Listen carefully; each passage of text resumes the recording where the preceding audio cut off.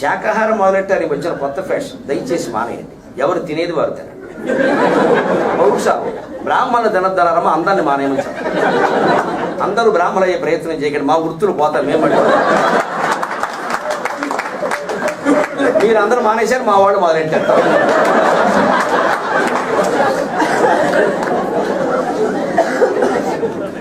కమ్మవారు, రెడ్లు, కాపులు, ఇతర కులాల వారందరికీ మాంసాహారం నిషేధం చేయలేదు. రోజు తినమని అర్థం కాదు. అక్కడ నిషేధం ఎందుకు చేయలేదు అంటే హిందూ ధర్మం కోసం అవసరమైతే కర్రెచ్చుకు రావాలమ్మా. పౌరుషం ఇవాళ చాలా అవసరం.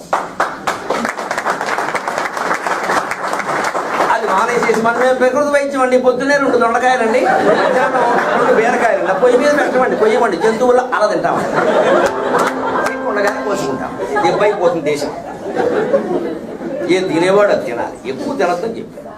శాకాహారానికి ఆధ్యాత్మికతకి ఏం సంబంధం లేదు. ఈ పిచ్చి మాటలు మాట్లాడకండి.